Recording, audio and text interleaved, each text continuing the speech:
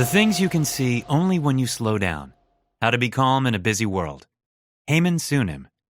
With more than 1 million followers on Twitter and Facebook, Haemin Sunim, which means spontaneous wisdom, is a new type of spiritual guru. Known as the Mega Monk, he has the status of a K-pop celebrity in his native South Korea and a cult-like following in the West, as evidenced by his multi-million copy best-selling debut book, The Things You Can See Only When You Slow Down. Translated into 30 languages, the book offers bite-sized Buddhism through brief essays, even briefer anecdotes and numerous haiku-like homilies. Get ready to hear a few of them. Rest. When your mind rests, the world also rests. According to a famous Buddhist saying, everyone appears as Buddhas in the eyes of the Buddha, and everyone appears as pigs in the eyes of a pig. The saying suggests that the world is experienced according to the state of one's mind, and that, rather than being objective, reality is subjective, conditioned by the individual's perception. Think of it this way. When you squeeze yourself into a subway car and people crowd all around you, you can either get annoyed or think it's fun that you don't have to grab a handrail. Based on your interpretation of the event, the same situation becomes either unbearable or funny. So, rather than being just the observer, your mind actually participates in the creation of the world. If a tree falls down in a forest far from you and you never become aware of this event, does the fallen tree make a difference to your world? Of course not, because your world is only what your mind is aware of. You cannot live in a reality of which you are unaware. For example, people who hallucinate think their hallucinations are their reality because their mind tells them so. So, just as your mind depends on the world as the subject of its awareness, the world depends on your mind in order to exist in a certain way. The idea that the boundary between the mind and the world is actually thin, porous, and ultimately illusory is one of the fundamental ideas in Buddhism. It is not that the world is objectively joyful or sad and produces a corresponding feeling in us, explains Sunim. Rather, feelings originate with the mind projecting its subjective experience onto the world. The world isn't inherently joyful or sad, it just is. Just as well, the world is not busy in itself. It's simply your mind that makes it seem that way. If you are living a busy life, it's because you've chosen to move quickly through it, because you've filled your mind with busy thoughts. The good news is that you are not powerless. You can always fight back.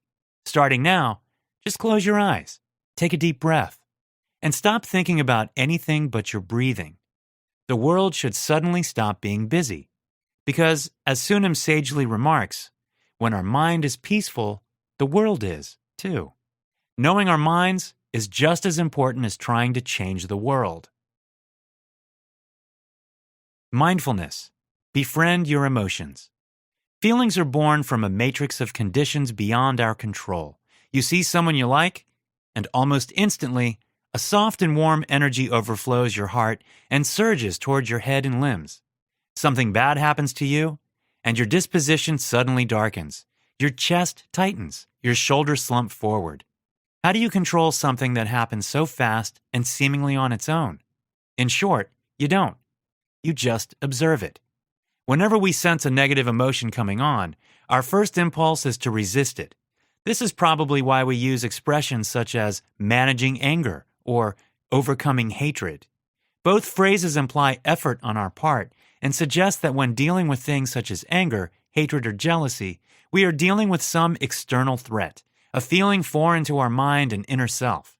After all, you rarely hear people talking about managing or overcoming joy, love, kindness, or happiness, do you? Since they are positive feelings, we feel that they are not threats and that we can allow them to overwhelm us. Being overwhelmed by anger is not a risk anyone is willing to take.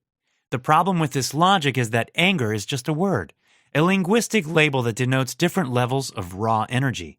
Even though the energy behind the levels constantly changes, the label remains static. If you peel the label off and get in touch with the raw energy, explains Sunim, you soon realize that the negative emotion is only temporary, one that changes without your efforts. Just like you cannot control the movement of the clouds in the sky, you cannot control the feelings in your body. Both are just passing through. The good news? Both dissipate on their own as well. So, the next time you deal with a negative emotion, just don't. Instead, befriend it. Become a dispassionate observer of the energy levels concealed by the linguistic labels and let the feelings transform on their own. A strong negative emotion is like mud swirling inside a fish tank. Try to push it down, and more will churn up. The only way to get the mud to sink to the bottom is by taking a step back and becoming a dispassionate observer of its natural movements. Don't be afraid to do this because, as Sunim writes, you are neither your feelings nor the story your mind tells about you to make sense of them. You are the vast silence that knows of their emergence and their disappearance. Relationships, ordinariness, and understanding. One day, after one of his lessons, a person approached Sunim with a bottle of soy milk and a note, saying, "Thank you from the bottom of my heart for listening to me and offering your advice to such an unremarkable, ordinary person like me." Sunim was touched, but he was also grateful because he realized that the humbleness of this person should be his humbleness as well, and the viewpoint of every human being, because, just like that person, we are all unremarkable and ordinary. No matter how famous or beautiful one is, Sunim writes, no matter how much money or power one has, no matter how many wonderful accomplishments one has had, we all have our share of setbacks, heartbreak, and loss.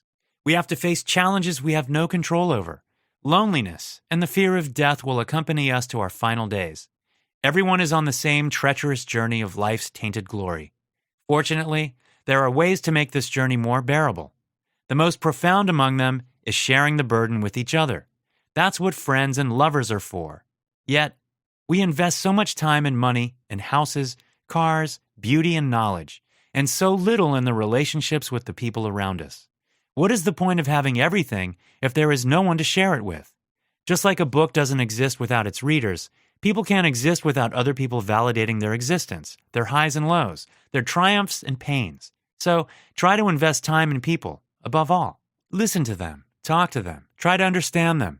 Be grateful to them when they show you your ordinariness and love them for their unremarkability. As the Dalai Lama said once, whether we like it or not, we are all connected, and it is unthinkable to be happy all by oneself.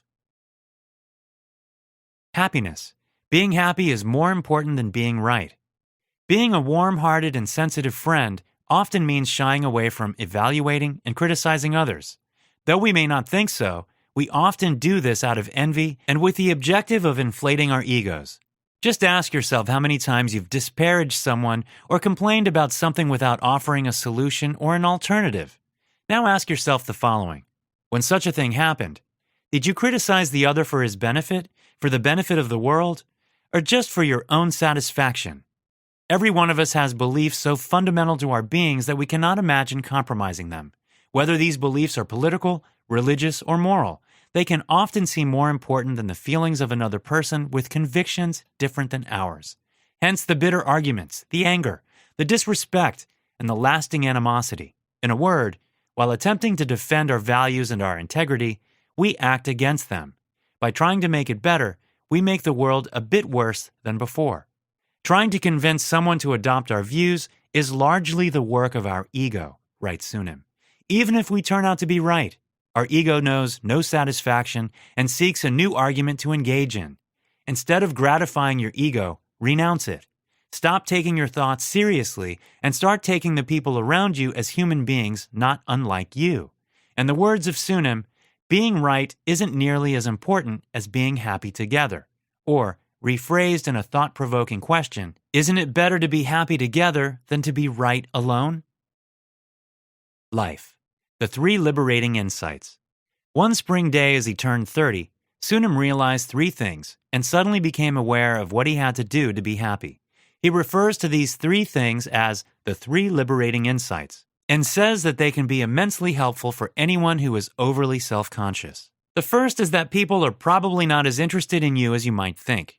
For example, if someone asked you what your friend was wearing or how her hair was styled a week ago, chances are you would not know. If you cannot remember this about her, why do you think she remembers similar things about you? The second insight is related to the first one. Not everyone has to like you. After all, there are so many people on this planet, from politicians to coworkers, and even to family members, that you don't like yourself. So, why should everyone like you? Remember this every time you're tormented by the thought of someone not liking you. It should help you just let them be and move on with your own life. The third and final liberating insight is that you are not as altruistic as you might believe. On the contrary, if you are brutally honest with yourself, you will probably realize that most of the things you do for others, you do for yourself instead. So, don't bother with this too much. Try to be unselfish as often as possible, but be aware that you aren't Jesus or Buddha and that you will never be able to abandon your deep-rooted preoccupation with yourself. And you shouldn't. Your life is yours and yours only. So, devote yourself to your dreams and do not let people's opinions of you determine who you are. Just as well, do not be envious of the lives other people advertise on Facebook or Instagram. Most of them are lying. Life is like a slice of pizza, writes Sunim. It looks delicious in an advertisement, but when we actually have it, it is not as good as we imagined. If you envy someone's life, remember the pizza in the ad. It always looks better than it is. Final notes. Life isn't a 100-meter race against your friends, writes Sunim, but a lifelong marathon against yourself. Full of insightful and practical advice, the things you can see only when you slow down is both simple and profound, just like Buddhism. If you want to reclaim your Zen, start here.